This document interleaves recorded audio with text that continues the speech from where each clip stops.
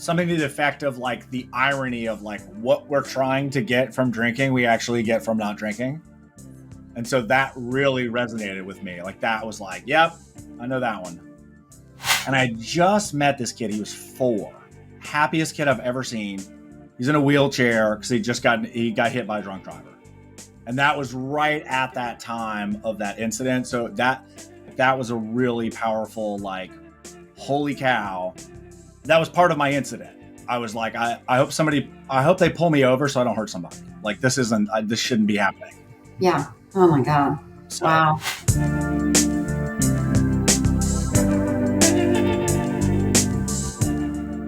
Hey, sober people and sober adjacent people. Welcome to I Have 12 Questions. I'm Amanda Patton, your host, a leading expert on nothing. However, I am in recovery and I love it so much so that I launched this podcast where we get to talk to people who are trudging the road to happy freaking destiny across all the different ways that people get there. So while this is definitely through the lens of recovery and sobriety, the stories and the themes that we'll be covering are universally human. So love, loss, grief, excitement, parenting, outside issues, purpose, God stuff, whatever. In the words of the great Ted Lasso by way of Walt Whitman, I want to be curious, not judgmental. So like I said, we'll be talking to people in recovery. We're going to be talking to experts and practitioners who help those people along their path in recovery. And we're just really excited to hear people tell their stories and to be inspired by them and to create a community of support for everybody in recovery and people who know and love people who struggle with addiction issues and whatnot. So anyways, we're so glad you're here and thanks for listening. Hey listeners, just a quick disclaimer before we get into the interview. These episodes may contain adult language and subject matter that's not appropriate for all audiences. Also, we are not doctors or psychiatrists, so what we share on these episodes is certainly not to be considered medical or psychological advice, just our own personal experiences, which we hope will be helpful to others on a similar quest. So that's it, and thanks for listening. Hey, sober family and our entire listener community. We have such a great show today. And I always say that, but I really, really mean it. And I can't wait to get into this one. Our guest is Lee Adkins. And we have known each other since grade school, middle school, a long time. And he's a trusted friend and a person who doesn't drink. We all have different semantics and names that we put to that, but he does not drink alcohol. He's also a dad. He's a successful real estate guy and a podcaster and a musician and all kinds of other things. And I will put in the show notes how you can kind of get in touch with him and connect with him online if you would like to. But without further ado, Lee, welcome to the show. Awesome. Thanks, Amanda. I'm really excited to do this with you. And it's been fun to watch your journey building this. I'm really proud of what you've done and how you keep after it and keep doing it.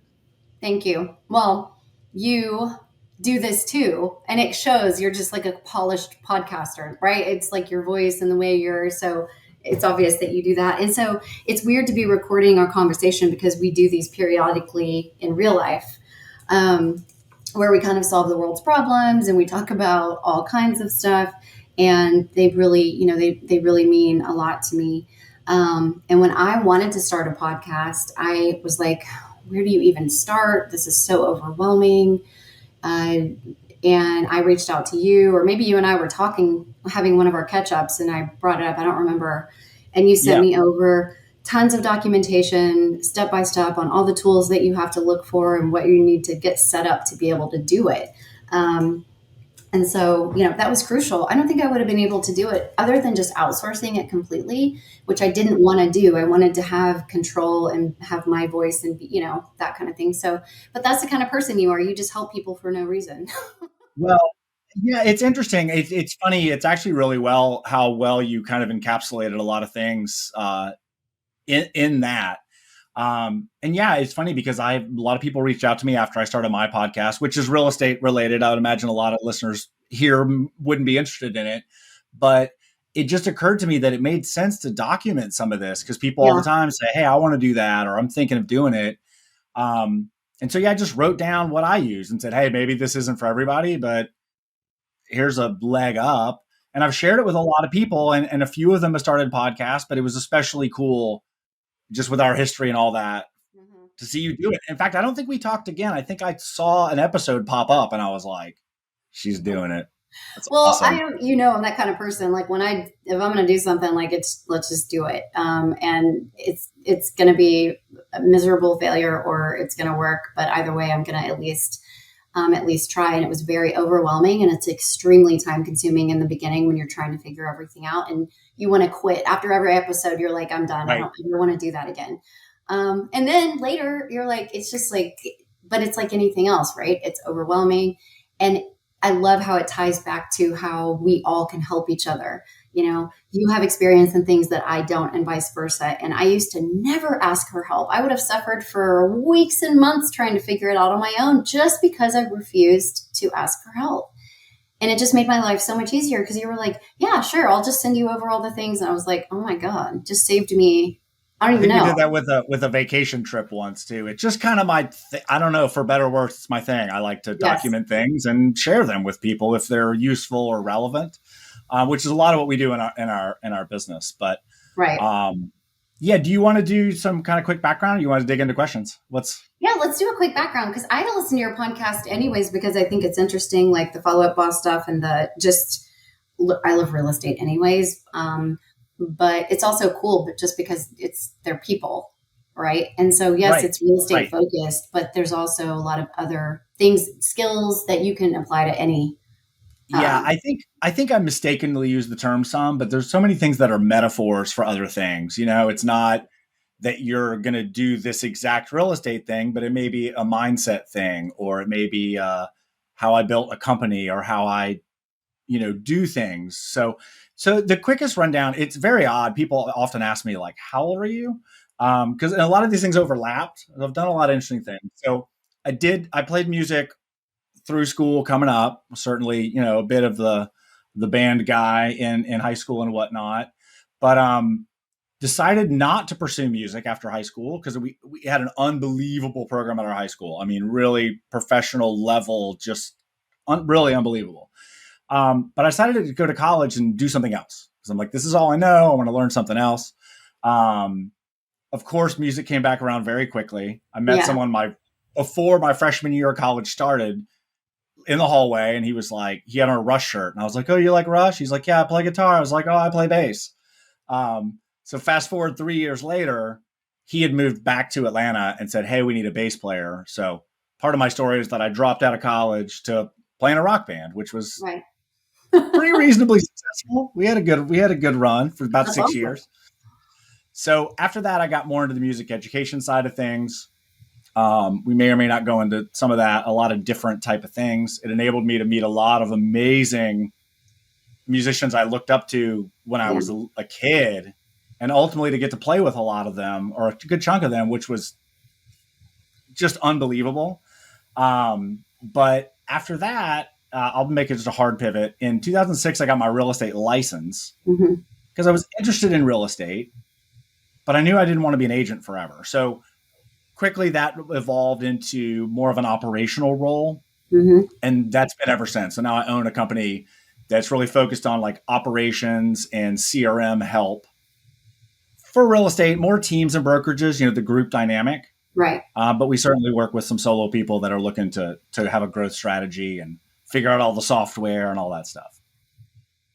So cool. And I love how you're such an eclectic, you've just got this collection of interests and experiences, and your life really tells that story. And I love it. So like from an icebreaker perspective, and I know this is probably torture for you because you're a musician, but like, if you had a theme song, what would it be?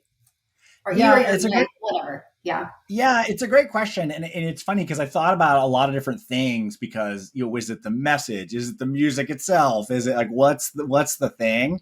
There are some key songs in my life.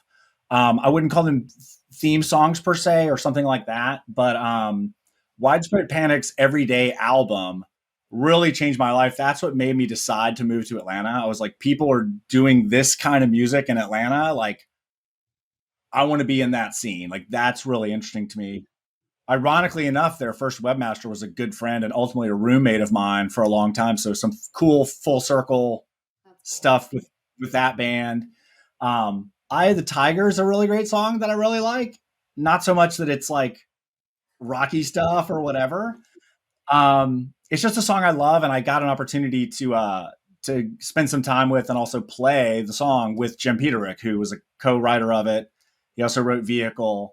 So that song kind of has I checked my playlist for play count. Yeah. When you asked me that, and that one's way up there. Not that it's like some like I got to get psyched up thing. It's just a song that has a specific meaning to me. That's so cool. Like an emotional connection. Yeah. Right. So when did you actually get sober or quit drinking or whatever you want to call it? Yeah, I typically refer to it as not drinking. I think sometimes in recovery, what people might refer to as a dry drunk, I just don't do it. Following a program. You know, as we talked about before, there's a lot of different ways to do this thing. And some that are proven great and that work, and they're great for certain people. Like I get all that. I'm relatively well versed in a lot of it. My story ultimately is kind of in two parts. In 2004, well, and one can imagine. And what's funny is I didn't drink at all in high school. Really didn't drink a lot, even my first year in college. But especially in the music world, when you're traveling, you're driving to some place to get there at 3 or 4 o'clock in the afternoon.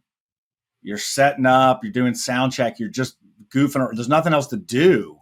They bring out a bucket of beer or some shots or whatever, and you start drinking at 3 or 4 in the afternoon, and then you play a show, and then at 3 in the morning, you're still hanging out drinking. So you're really in that environment. I think people a lot of times think it's like sexy to be in a band and all that stuff, but it's a lot of hard work, a lot of load in, a lot of crazy hours, a lot of access to whatever you want. And I think another problem for me is, and I know a lot of people probably say this and may or may not know it or realize it. I was able to consume a lot of alcohol and I wasn't fall down drunk. I wasn't weird. I wasn't mean. I just could drink a lot of alcohol. Yeah. And so in 2004, I had an incident more tied to driving. And a friend and my spouse at the time, who I'm no longer married to, actually did sit me down and said, I'm not sure exactly what happened, but like, you need to take a break or whatever. Yeah. I would consider it an intervention. I don't know that I did back then, but I had two of the closest people in my life say like, you probably shouldn't do this like this anymore. And so ultimately I stopped then.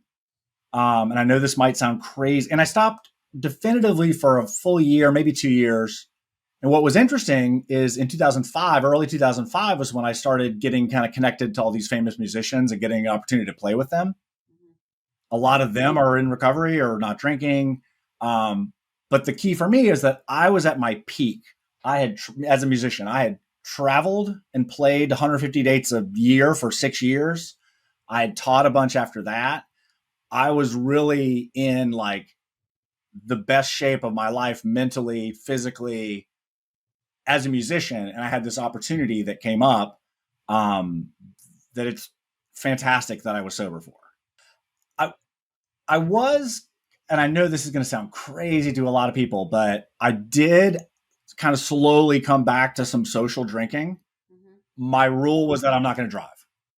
And this is still pre-Uber, all that. So it was just like, and I was able to like drink a beer and watch a football game or whatever. But in 2010, there were a couple of things that happened, but I also started dating someone in recovery. And I just realized very quickly that I was like, you know what? There's way less upside to this, or way less downside to this than upside, especially if I'm going to be with somebody and I don't want to have to be like, oh, I can't come over. I just drank a beer or whatever, that sort of thing. So that was just kind of the final catalyst of like, I'm just not going to do it. And I know that sounds really crazy probably to a lot of people, but with some practice and a lot of support, I just said, I'm not going to do this anymore. That's crazy. And that's good. I mean, I think people are so different. And like you said, you support is key. I don't care who you are. Like, we have to have some level of support, which is partly why people are part of a recovery community, because you've got that built-in support, safety net, accountability, blah, blah, blah, whatever. And then also for me, the other side of it is addressing whatever's going on underneath there. And sometimes it's emotional stuff that causes us to behave that way or to use unhealthy things to numb. For other people, they like to party, and then it got out of hand one day.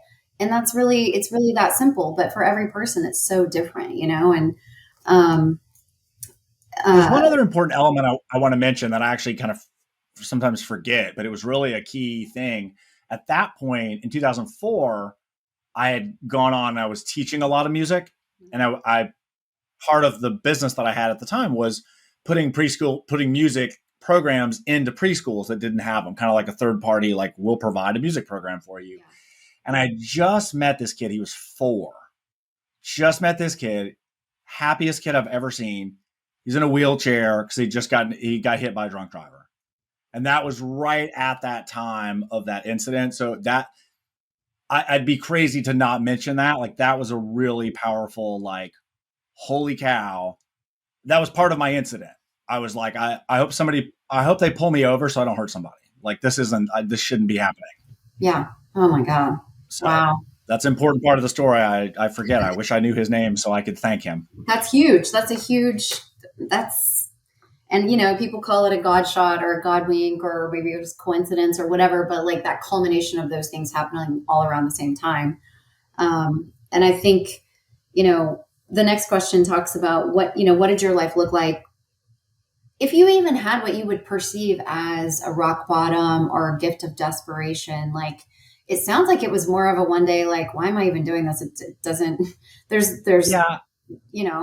Or was it the driving incident was sort of the wake up call if you had a rock bottom, right? Yeah. I think that was the biggest one. There was also something else. When the initial band finished, this band called Soup, you can find it on iTunes or anywhere. I don't make any money for getting 4 plays on Apple Music. But after that band, we formed another band that were a couple of guys from our existing band and somebody from another band who had done the same thing, hit it hard on the road, really tried to make it, just did it, really, really did it. And it was interesting because we were all, the only thing I can think of to liken it to that might make sense to people is kind of like a rebound relationship. It was like such a good band, great songs, unbelievably talented people, but we just drank. Like, we drank the whole time. And I have very few regrets in my life. That is on the list, just in the sense that it was right people, right room, right everything. It was just the wrong time, you know, but it is what it is. But the same thing, it's kind of, okay, this is happening too much. Then 2004 came, and then 13 was a little easier to just be like, okay, now we're just gonna go all the way. Just be done with it. Wow. Yeah. It's so great. It's funny because you and I haven't even talked about a lot of this, which is interesting. I want to acknowledge kind of right off the bat or pretty early in this, like, I don't talk about this stuff. I don't even know why. I'm just really private about it. It's not, but it's the same with a lot of things. It's not the alcohol. When I say this stuff, I mean me and my life and being an adult and being a parent and like all those things. Like, I just don't really talk about them publicly. And, I want to thank you for the opportunity to do this, because you're such the right person to have this conversation with. The fact, if it helps somebody else that's listening, then that's great. Yeah. And it's varied. It's different than a lot of stories. And that's important, because we need to represent every variation of people's experiences so they can hear something that resonates.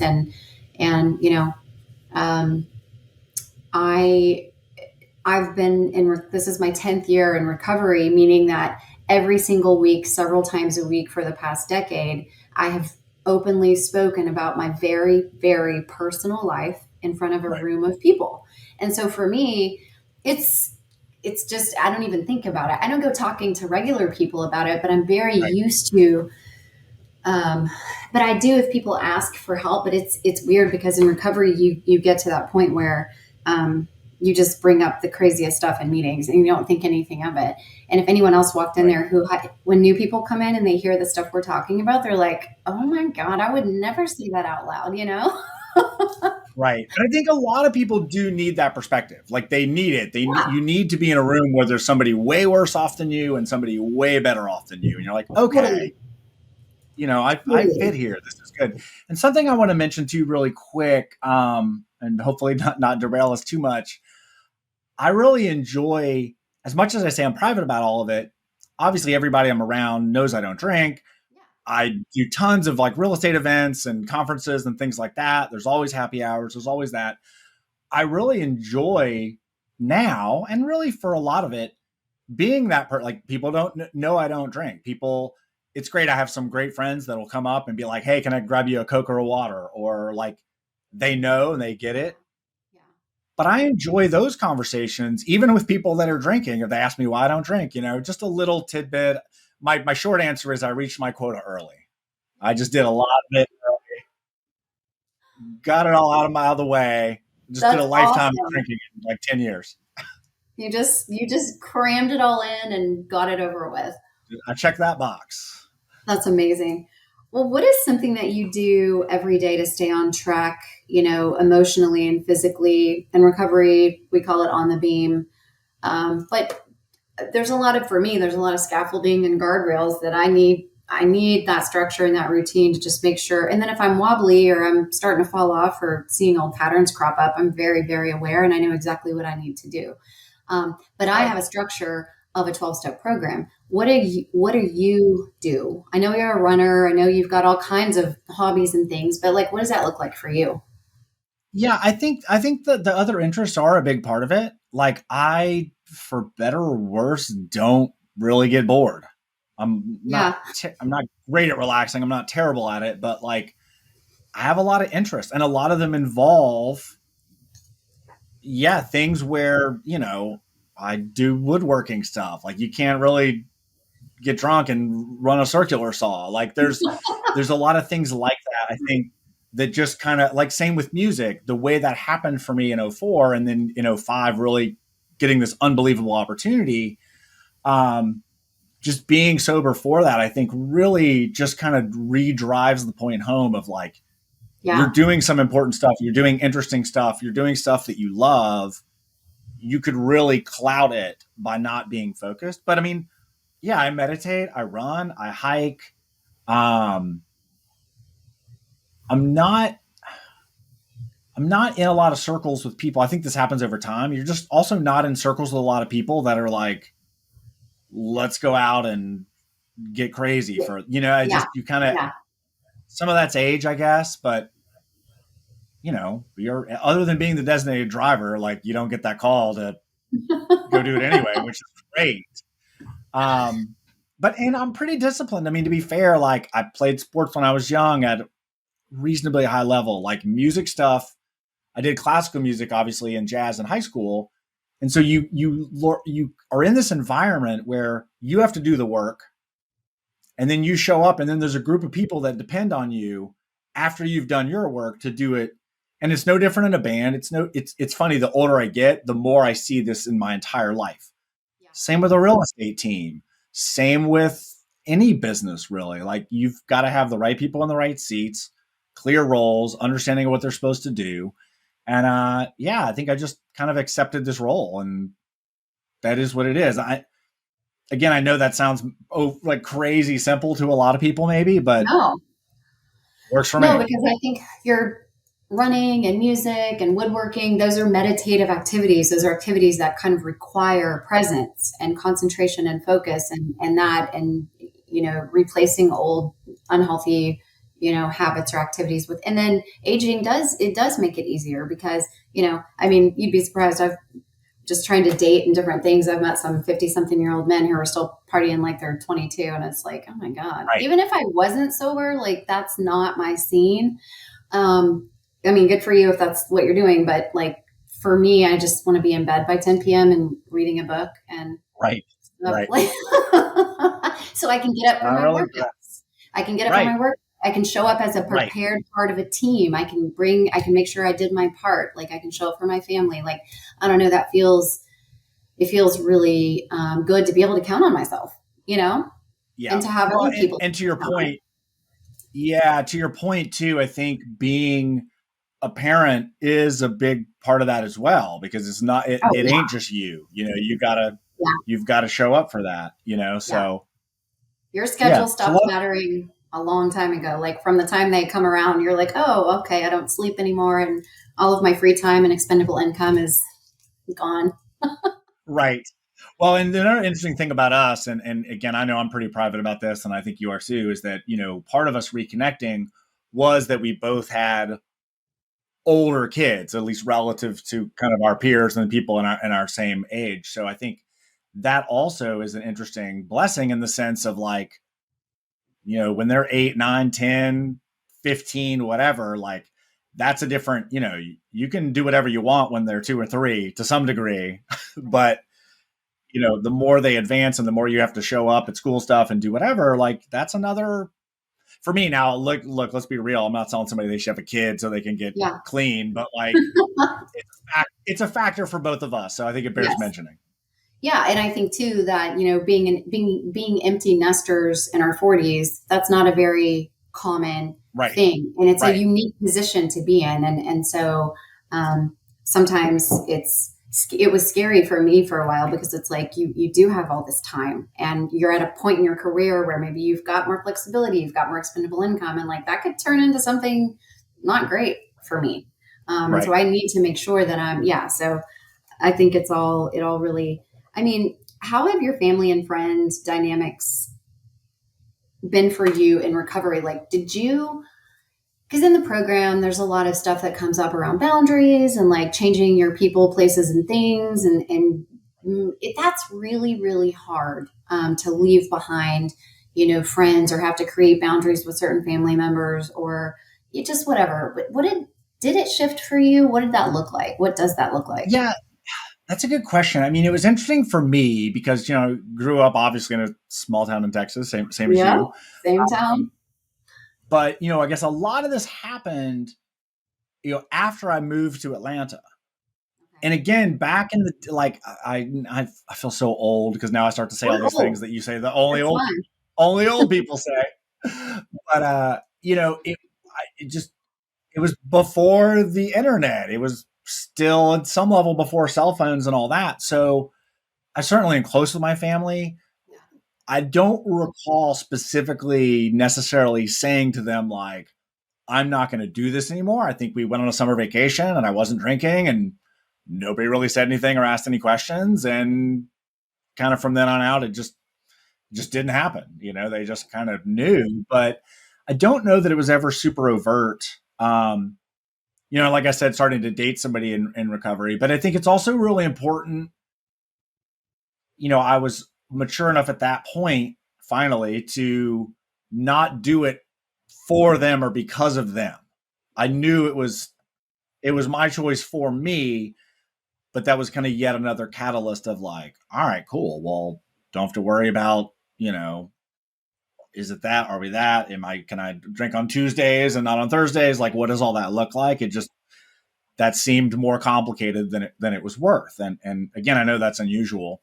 And then I mentioned a little bit of this, but I feel like on the business side, I really do enjoy, like, people ask me and I enjoy talking about it. Oh, you don't drink? Like, are you not drinking right now? Or you don't drink ever? Or did you used to drink? Like, I really enjoy those conversations. I really I don't know. I don't, maybe it's the helping people. I don't know exactly what it is, but I just like talking to people about it. If they ask if it's relevant, I don't go around, like I said, I'm pretty private about it. But if somebody asks me why, like, I'm going to shoot them straight and give them the short version at least. Yeah, I don't talk about it, but it shocks me to this day how people just cannot handle the fact that you are not drinking. Like, I don't know what Right. it is about that, because if someone orders an alcoholic drink and I go, "Oh my God, you drink? Why?" But if you don't drink, people are so curious, and Right. some people don't like it. Right. They will continue to bring you drinks and send you drinks, and it's like I have my club soda with lime in my hand, like I'm good. but it makes people feel some kind of way. And I don't understand it, but like, and I used to say, I'm getting ready for a race, or I'm on an antibiotic right now. Like I did that for a long Right. time in professional circles. Right. And then I finally just started saying, like, I just don't drink, I just choose not to drink. And, but it's weird. Well, that's changed a lot though too. The overall dynamic though of that, I agree with that. Cause when I first was in those circles, there certainly was a lot of that. And I used to, just go in. Here's a good tip for the non-drinkers. I would always just go in, like order a Coke, tip the bartender like $5 or $10 or whatever, and just make it really clear that like, and they're great because then you look over at them and they're like, "Oh, you want another Coke?" I'm like, "Yep." Yeah. Yes. So that kind of helps establish it, I think, as well. But I agree with you totally. Like 10 years ago, I had a lot different conversations than now when people ask me, I'm like, "Oh, that's cool." And I'm like, yeah, it is what it is. Like it's just me, like it's just what I do or what I don't do. Yeah. So in one of our, oh wait, sorry. When was the last time you thought about drinking or had a resentment pop up, and what did you do to walk through it? And you may not have cravings anymore. I really don't. I have cravings to escape. I get this feeling where I feel caged in and I want to make it stop, or I want that instant relief from my anxiety or whatever. But it's never really about drinking. It's just about like feeling uncomfortable and being willing to like sit with it and try to figure out what's going on with me type of deal. So it could look however that looks for you, but I really couldn't agree with that more. It's kind of the same thing. I just feel like I'm not in an environment. I mean, look, one of my across the street neighbor moved in and I helped him do something. And he brought me a bottle of wine and I was like, thanks. And I gave it to my kid. I'm like, it's not a big deal. It's not, you know what I mean? I'm not in environments where I'm like triggered. And look, I got plenty of other issues. I got plenty of work stuff. There's plenty of stuff. Yeah. But yeah. And again, I know it sounds really crazy to some people, but I also hope that some people out there might be like, hey, I relate to that. Like, maybe this is the right, path or similar thing for me. But I think, to be fair, like, it's funny. I go to all these events and they send you like speaker gifts and it's like a bourbon cup and, like half of it's related to alcohol. And it's fine. I give it to somebody or I throw it in the trash or whatever. So again, it's not about opportunity. It's really more about environment and like, but yeah, to your point, I'm similar to you in that sense. I really don't. Yeah. I don't feel like there's anything to miss. I feel like I did. I worked for the same company for years. And for the first few years for Christmas, you'd always get a bottle of like really nice whiskey or something. And I didn't want to type up an email to somebody saying, please pick another present. Right. But it was weird. And so you just give it away, to whoever, but it was weird to, it's just such a different existence. You know what I mean? I have done that, by the way, with Southwest Airlines because they send you the drink coupons because I fly them a lot and you always get drink coupons. And I actually wrote a message one day. I'm like, can I get free Wi-Fi or something? Like, I just don't, like you can give it to somebody else. I'm like, I know, but like, I'm not going to drink because I have a coupon, but like, send me a $10 gift card off my next flight. But like, I just don't need drink tickets. Don't make the assumption that rewarding people with alcohol is like applicable to every single person, Right. And that's all you can get with them. It's not like you could like get a snack or whatever. Like it's only alcoholic drinks, period. Right. I'm like, all right. That's so funny. So in one of our recent catch-up conversations, you were talking about how you've sort of been like reminiscing or revisiting certain periods of your life. And I've noticed that in my time over, being sober, I've gotten to go back and relive and reprocess certain things. Some of them were wonderful. Some of them were horrible. Like it's all the things. But it's almost like when I was ready or when I had the emotional maturity to see what I needed to see or something. I don't even know how to explain it, but, I want to come at things with compassion and with curiosity instead of like fear or dread or shame or, those kinds of things. So what has this entailed for you and what are you learning? Because in our conversation recently, you touched on it, but you didn't really get specific. So I'm just curious, like where you are with that. Yeah, it's really interesting. I kind of feel like in some sense I've been going kind of back through life backwards, just Yeah. chronologically. Um, and just viewing things with a very different lens. Like either what was my responsibility in that, like it really helps you too to not just like blame other people. Like that's kind of a natural thing for people. Like my marriage maybe do this or this thing maybe do this, and the reality of it is you're a contributor in all of it, whether you realize it or not. In some sense, most of the time. And so going back through, and look, I also want to acknowledge I have a very, very normal, like upper middle class white male life. Like I there's no trauma. My parents are still married. Like they still live in the house I grew up in. Like I'm hyper aware of the privilege that I have through that. But I also think going back and looking through it, and I don't want to get into a lot of detail on this, but you and I talked a little bit about this. Like I grew up in a very like racially diverse situation. I like it's I'm incredibly grateful. It's so easy to look back in hindsight and be like, wow, like you have all the luck and privilege and right stuff, going. But I think, number one, developing even more appreciation for that. Um, and hopefully I think feeling a responsibility because of that, right? Like I have all the reasons or tools or whatever to potentially like have an interesting platform. Like, with like women's issues and things like that. Like who's responsible for fixing that? It's not women. For racial issues. Like it's not the other people that need to fix the thing. It's the people like me that need to, pay Talk to your attention. friends, talk to your So neighbors, talk to your family, like be right. that voice because yes, absolutely. Yeah, and we grew up in the same So town, but there were different high schools.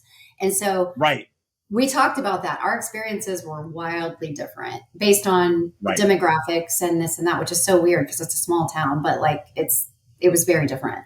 right, Yeah. right.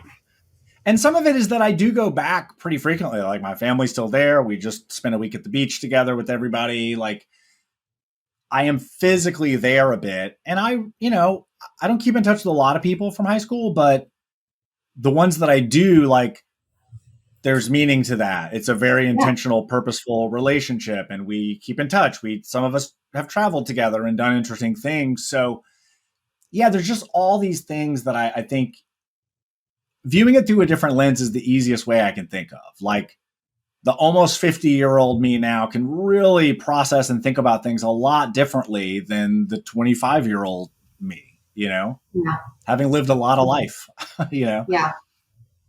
And I remember, like, and I was telling you this last time we talked, that when my pop was nearing the end of his life last year in September, he passed away, and I was down there a lot, and not just for a weekend or whatever, but like extended periods of time staying there, and it was so weird because I felt like I was 11 or 12 again. Right. It was Right. like the You're going to get in school trouble or you can't go and just, here. yeah, and the park and like Sonic and like the mall and all the things, and it's changed, but the feelings are still. And I remember when I was younger, I was like, I just want to get out of this town. I hate it here. I hate, it was just this very immature, angsty attitude. And then now revisiting it, there's so much nostalgia and there's so many good memories and good experiences that happened there that I had sort of just blocked out or written off because I don't know. But it's like you're saying, it's like you get to see it from a completely different perspective, and age has a lot to do with that, but so do changing dynamics in families and like losing a parent. And it's like this reminder of how fast everything goes by, you Right. know, and things don't have Right. to be good or bad. Sometimes they're Right. they're varied. They're their own thing, right? Yeah. I think you nailed it with that. I think part of what we do is we put all these labels on, like that was good, that was bad. I wouldn't do that again. That's a regret. And I think to more view it through like, okay, what happened and how did that affect or shape me? Then that's a much more healthy place to come at it than just, Right. they're an idiot or it was a crappy place or whatever. I think that's a lot of people's kind of go to when they don't have that introspection to really think about like, why did this go this way? Yeah, it's easier. It's just so much easier to label it and file it away, and rather than have to really look at it, look at what was my part. Those are tough things to do. So, how Right. is your relationship with, music, running, hobbies, and even your relationship with sobriety? Like as you get older, do you have different relationships with those, outlets, for lack of a better word? Yeah, I think so. In the sense that as much as I've done a lot of different things, I've also been pretty consistent with those things. Yeah. And again, music is the easiest example, just because like it is a discipline. You do have to have a physical ability as well as a mental and emotional ability to do it. And so, a lot of those things have just, I still keep in shape. I'm lucky to have like, it doesn't happen a lot, but I'm pretty lucky to still be in a pretty big circle of I could certainly get a call to do some sort of very interesting musical thing. Um, That's so and this is cool. probably a good answer to the keeping sober part too. Like it really, in a good way. Like I don't feel like I'm on call, but I feel like I need to keep in shape in case Yeah. so and so calls and says, "Hey, our bass player is sick. We need you to come do this gig," or whatever. So I Right. think keeping those skills honed is a big part of it. And Yeah. but it's also, I want to be clear about this because I think I just realized this. It's not a distraction. It's not just distracting me from doing stuff I shouldn't do. It's really like a focus and a kind of a lifelong commitment, I guess, to doing it. And that really changes it versus it kind of being a hobby or something I do when I Right. feel like it or whatever. And I think it's good to have both. Yeah. But yeah. That's a great answer, because music is that kind of thing where you always have to. It's like that whole like luck favors the well prepared, or stay ready so you don't have to get ready. It's that, but it's because you love it, and music is something that no matter how long you've been playing or how much you've learned, you can never be perfect. You can never be the right. There's always Right. more to learn. There's more practicing, and there's more instruments and more genres, and like that's just a never ending opportunity for like improvement. Yep. Which is And so cool. So ironically, my our brother, business is the same. yeah, yeah. It's the same in real estate. And my brother is a musician and he's also a realtor, and so I've watched him connect. As we get older, we start connecting dots. It's like we couldn't see things before, and then you start, everything is just connected, and you can make all these parallels between all this different stuff. But it's like, whether it's songwriting or, I mean, I think that is so huge. And I love your point about the difference between a distraction, like a time filler, versus, a purpose, a passion, something that you genuinely love, the flow, as they call it, right? When you're doing that thing, hours can pass and you're like, oh my God, it's been 4 hours. It's finding that type Yep. of, and it's different for everybody. Well, I have to thank you for that, because that just happened live while we were talking. I mean, that literally just occurred to me. I'm like, right, I'm not using it to escape something or do whatever. Like it's a lifelong focus. That's so cool, because it took me That's a cool. while to start to figure those things out too, because CrossFit and meetings were outlets. It was a place for me to distract myself, to be in a different place than where I normally was, because I needed to change a lot of things in my life. And so those workouts became almost an addiction, because I needed a distraction, I needed an outlet. And I exercised the same way that I drank, with great Right. fervor. And that's not always a good thing. And it took me a while to Yeah. get some maturity and to be like, why do you have to do things to this extent? And I realized I'm not Yeah. first. It served its purpose because I needed a distraction at that time. Yeah. I did. That's what I was going to say. I feel very deeply, though, that it probably does make sense to have some substitute stuff when you're Yeah. first kind of going at it. Like you are going to transfer that same thing into various things. But yeah, I get that. I can relate to that too. And obviously I Yeah. know that about you. And it And just, I think, yes, yeah, no, go ahead. when I first quit drinking, when I would get home from work, I would start drinking.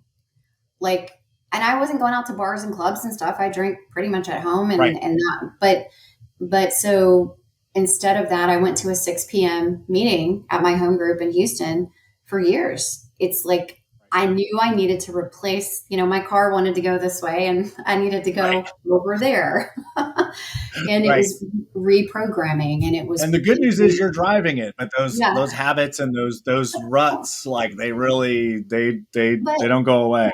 no, and especially if I had a rough day or I was feeling weird or feeling emotional and I didn't have my anesthesia with me anymore. So now I'm just feeling everything and I'm like, oh Right. no, this is really overwhelming. But I had a place to go. I had people who were counting on me to be there. I was chairing the meeting or I was helping and it took me a while to do that reprogramming. But then over time, you start to do things for joy instead of Right. distraction, right? And Right. it takes time sometimes for that to happen. Um, I'm interested in who you read or follow or listen to for inspiration, any kind of inspiration. Yeah, it's really interesting, and it varies a pretty good bit. I definitely consume, and this was a big change for me. I definitely consume more things through audio now. Mm-hmm. I definitely used to read a lot. I liked having physical books. I liked the fact that it's sitting there, like reminding me to read it. Yes. But I switched over to Audible somewhat recently. Well, last year or so, and it was a little bit. It was definitely a bit of a learning curve. I don't know if you call it that, but it was uncomfortable. But then I was like, wait. Now I'm listening to the author read their own book. Like, this is kind of cool. I can do it in the Yeah. car. I can whatever. But as far as people, I mean, it really is varied. I definitely would do a lot of YouTube stuff. Yeah. Andrew Huberman's stuff is great. I'm really a big fan of what he's doing. He's basically a neuroscientist that does a lot of interesting real world things. Has a lot of Love it. amazing guests. I think we talked about this too. I absolutely love Rick Rubin's new book, The Creative Mind. Well, Yes. sort I've of new. watched some of those interviews after you told me about that. He is just unbelievable, and he is, he's in the music space. He literally essentially created at least hip hop as an industry with Beastie Boys and Run DMC and all that. I mean, he Yes. didn't invent the form of music. In fact, what's cool is he doesn't play any instruments. He doesn't know how to work a recording board. He's a producer that's produced Tom Petty and the Dixie Chicks and like just an unbelievable volume um, of work. But yeah, so I love his stuff, and especially him on Audible because it's him reading it. Right. And he's like the most Zen person literally that exists, I think. He is so laid back. Listening to him talk is very calming. Yeah, absolutely. So yeah, and a bunch of other assorted. It's funny. I definitely tend to do more business stuff. One more, I'd love to get a quick plug in for her. Yeah. There's a book called Creating Super Fans by Brittany Hodak. Okay. We spoke together at a couple events. I got to kind of understand her style a bit more, and they gave us a copy at one event I was at. It's a really great book. It's just simply about doing such a good job as a business that people just want to use you and they want to share the word and they want to do all that. And again, it could be applicable to anything. You don't have to own a Yeah. business, but so that's another good one that's on my radar right now. Creating Super Fans by Brittany Kodak. That's cool. I wrote it down. I love Hodak recommendations. with an H. Zodak? Hodak with an H. Hodak. I just wrote it 3 times. Hodak. Okay, got it. Just a few more questions here. We're doing great on time. What's your favorite thing about being sober? And this is a weird question because when I think of it, if I ask someone who's in 12-step community, right, there's almost a set of answers that you would expect someone to pick from. Do you know what I mean? It's like, yep. What's the word? Prescribed almost, like sponsoring other women. I love helping other women. You know what I mean? But that's part though that makes sense. A lot of people need that, and a lot of people need to take on a sponsee or whatever to kind of like fulfill that circle or whatever you want to call it. But what's it like for you if you're not actively part of that community? Like, what is it for you? Yeah, it's really interesting. It's definitely very like multi-layered. Like it's a very I don't know. I don't feel like complex is the right word, but I mean the just the clarity of mind and being present and being all of that. I mean, I think if you said you can literally only give one answer, I think it's that. I think it's just Yeah. because I'm a details guy. I'm a Yeah. really super organized. I mean, basically what I do for a living all along is I help people solve like very complex problems. Right. And so I think for me, there's some level of performance. I don't exactly love that word, but there's some level of being able to, like you said, get into flow. I get into flow working just regular day-to-day work. And I'm like, oh crap, it's 4:00. I need to like drink some water or something. Like it Right. just, that comes really naturally to me.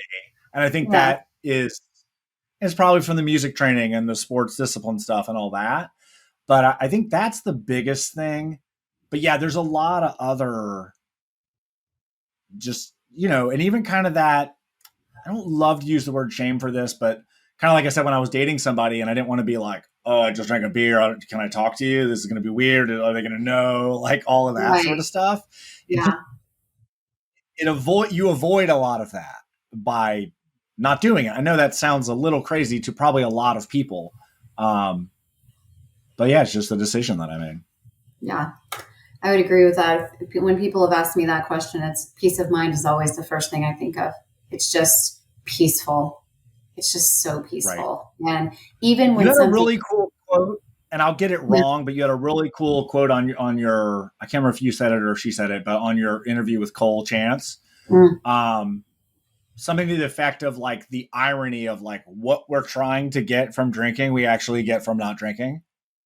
And so that really resonated with me. Like that was like, yep, I know that one.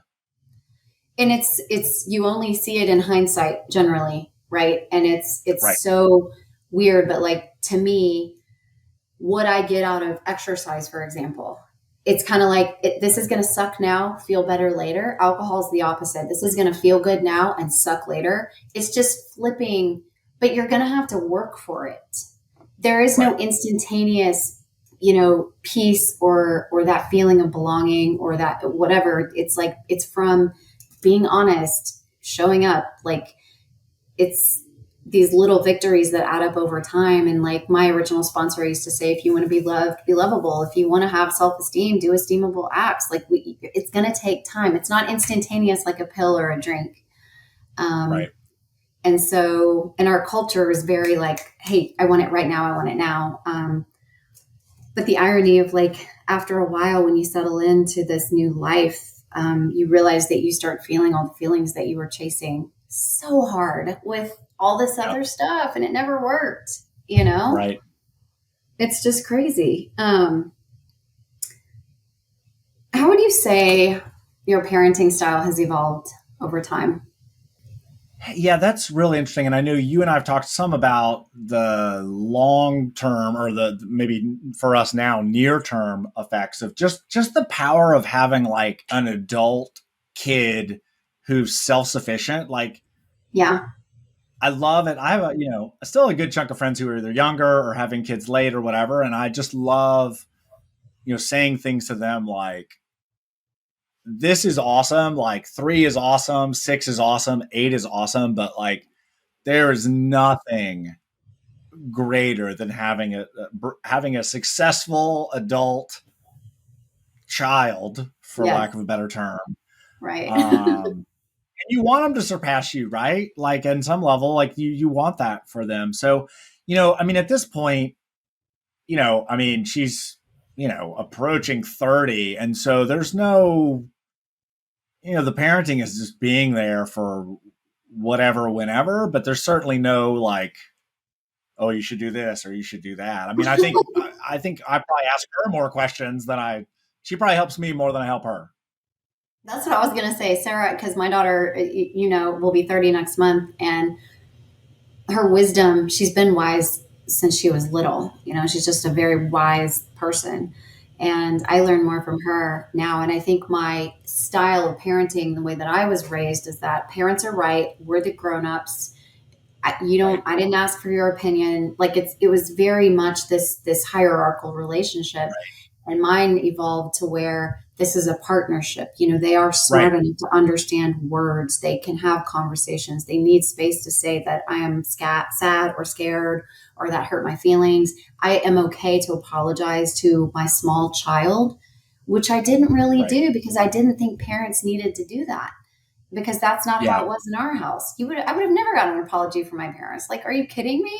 Right. And Well, so it's there's an weird. interesting generational thing there, though, and I think that again is kind of our bond is being the age we are and having kids the age that they are. Yep.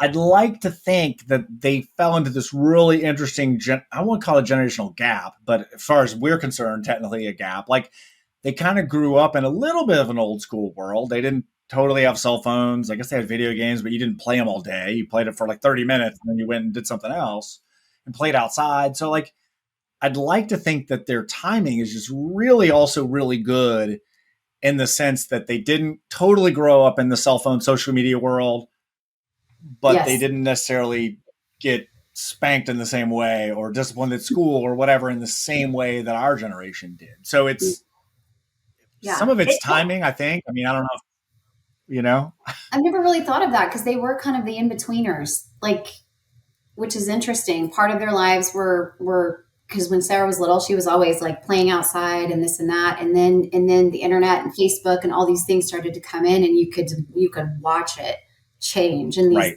12, 13-year-olds have cell phones now, and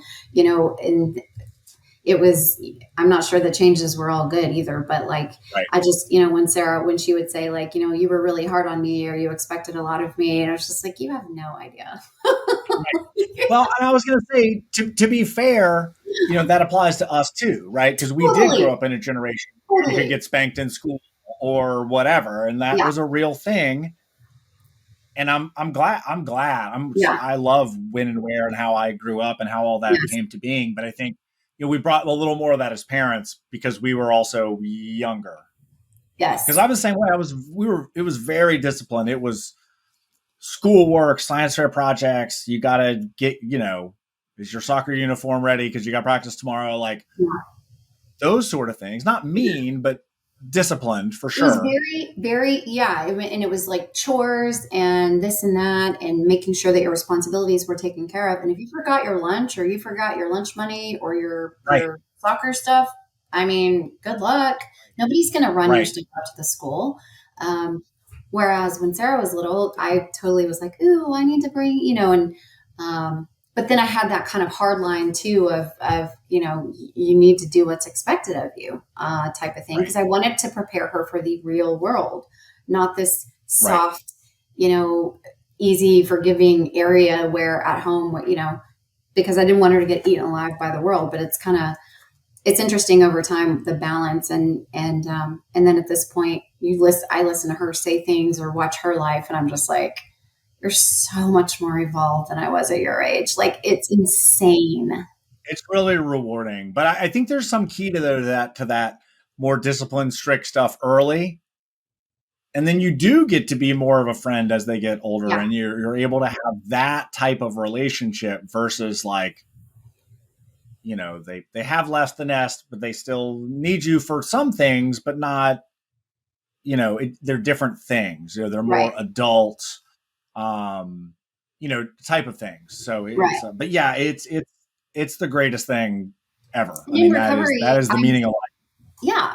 And I know that I'm fully present, I'm really there and I'm really listening. And, there was a period of time where it's like when she would start call me and start saying things. And I was like, is this like one of those where you want my advice or where you just want me to listen? Because if I didn't give advice, she was like, well, what do you think? Or, and if I did give advice, she's like, Mom, I don't need advice. I'm just trying to vent. And I'm like, but now it's not like that because she's old enough to where we can just communicate freely, more like friends would, or sisters or whatever. But, like you said earlier, it's not really parenting. It's more just like walking each other through life, which is actually pretty cool. Okay. Last question.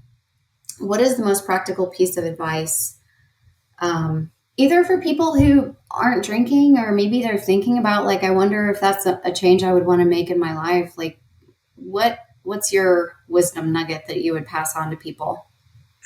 Yeah, it's really interesting. And this is maybe going to sound terrible to say, and I haven't said this in years and it just kind of came right back when you asked me that. This is not recovery approved. I'll just be really upfront about that. Who cares? You can always you can always start again. Like you can't, like So try true. it. I mean, again, for me, there were a number of things that kind of happened around like Yeah. stopping immediately and then like, oh, maybe I can do this on the weekends to like, I probably shouldn't do this on the weekends. Like all of that. I think it's really easy for people to look at other people or people in recovery or whatever and just kind of be like, oh, they're so far ahead of me. They got 10 years, they got 20 years, like all that sort of thing. But it really is the day by day that matters. I mean, it really is like, again, I'm not recommending this per se, but like, I'm only going to drink on the weekends or whatever those things are.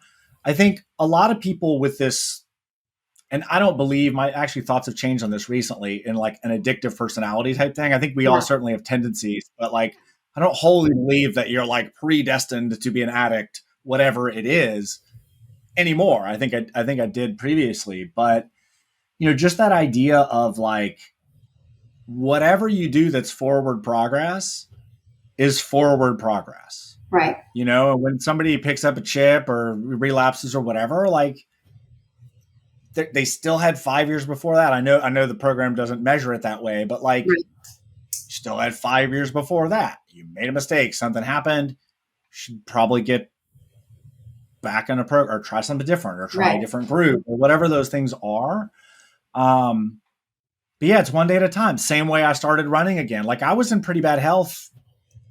I don't know what exactly what time frame this was.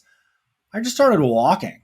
I got an iPod and I just started walking, and then I started running, and then I started doing whatever. And like everybody, I think with addictive type things, Right. you referenced this earlier and we've talked about it a ton. There's a lot of black and white, right? Like there's not a lot of gray. It's like you do it or you don't do it.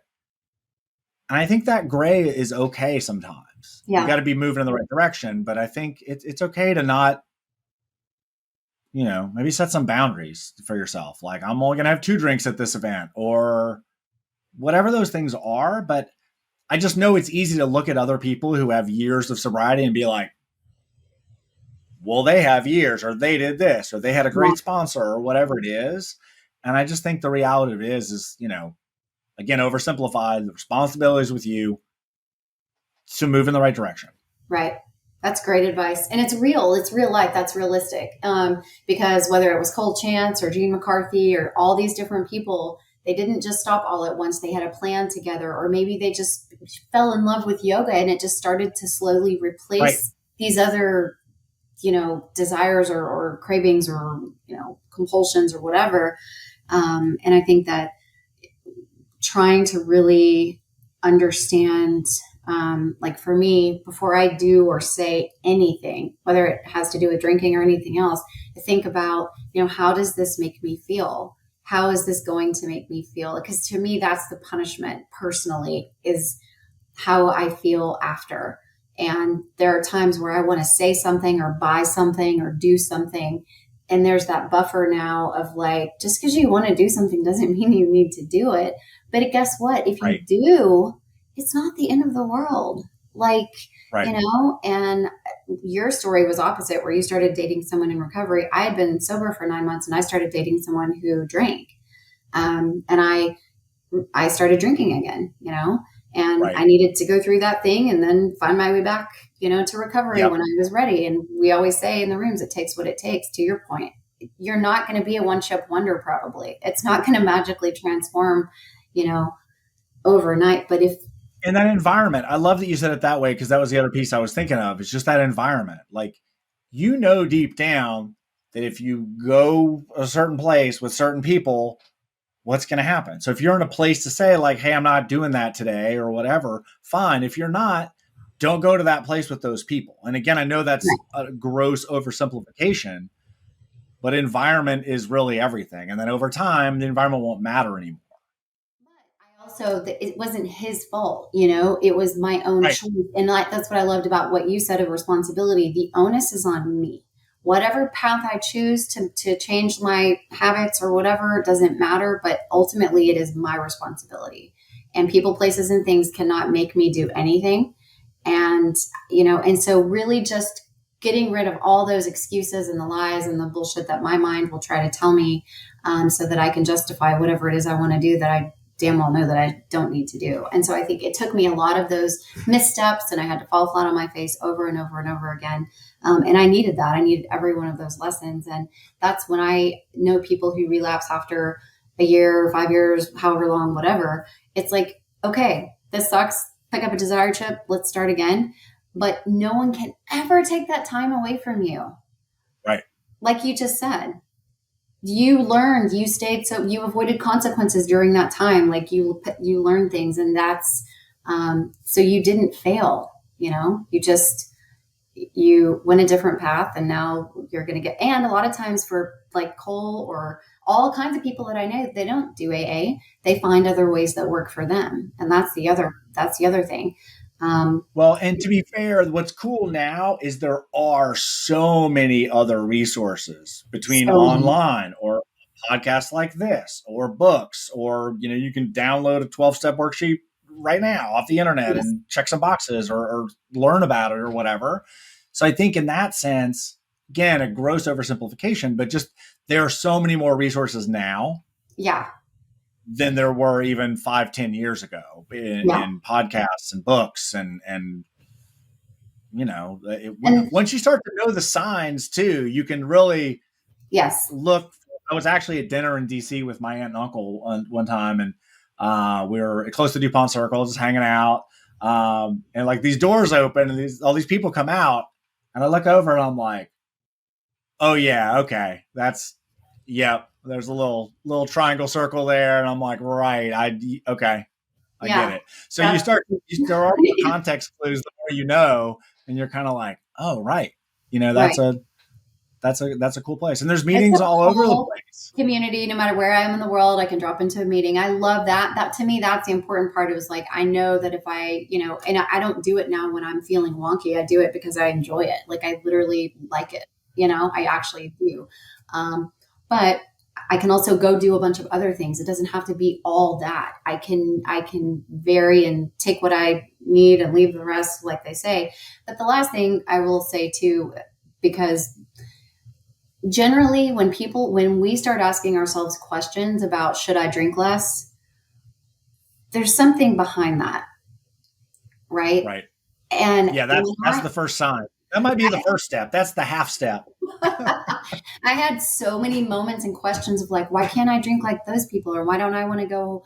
Like, and people who have a normal relationship with alcohol or whatever else generally aren't asking themselves those kinds of questions. So for me, that was a red flag that I just mowed right over hundreds of times. Right. All that inner voice stuff, and doesn't mean that you have to be 100% abstinent. That's not true for everybody. Right. But maybe some changes should be made, Right. So, well, that's great. That's a great point. I really like that. I really like the idea that, like, if you've had that thought in a serious way, then that probably is a cue to, again, explore it. It doesn't mean you have to check into a treatment center and go inpatient and then go to meetings every day for the rest of your life. Like there's just different things for different people. And I think that's amazing. And I think, in the old days, or when AA first came out, and it was a very strict program. Like it literally said, you do this, you do not do this. And that's just not how the world is anymore in the same way. So different strokes for different folks is totally where it's at. Yeah, because we've become more and more open-minded. I don't like anything that looks monotheistic or this is the only way. Like that kind of stuff really scares the living shit out of me. So like, I don't like some of that. And there is that in recovery circles. And so you have to be careful. Like you said, you've got to check out different groups and find out where you fit in. And there's recovery dharma, there's She's Recovers, there's so many options now. But when you're having those questions of yourself of like, what's going on with me? Or like this is starting to feel like I should maybe take a look at this. Those are cues. And for me, I didn't want to tell anyone because I was afraid then that they were going to make me stop, or they were going to be alerted to the fact that I was aware that there was some kind of issue going on with me. So I didn't I didn't tell anybody. Because I don't want And to that's feel super this. normal. I'm sure. Yeah, I mean, nobody wants to have that conversation. Nobody no, wants to be like, "Hey, maybe I shouldn't do this way." and I don't want to be told what to do either. So it was like it had to Right. be my idea. Okay, well, Right. Lee, I am so grateful for just our friendship and our conversations and the fact that you were willing to be here today and share your story and share your wisdom with us. So thank you. Yeah. Thank you for having me. I love the show. I love that you're doing it. I love that you're talking about this openly with people. Like, there's so many good things here. So, and like I told you before, like I didn't want to be a guest. Like when you first even asked, I'm like, why would I be a guest on your butt? That's crazy. I'm not in recovery. I'm not blah, blah, blah. Like I don't fit any of those boxes. But that's kind of the beauty of the point of what you've done here is that you are allowing different people to give different stories and different things. And I think that helps other people really kind of understand that there isn't a cut and dry way. There isn't one way. And it's wonderful. So I really appreciate you also as a friend and let me do this because I haven't even told you some of this stuff. So it was Yeah. fun. Yeah, that was definitely enlightening today. I learned some new things, which is surprising because I thought I knew most of it. So thank you again.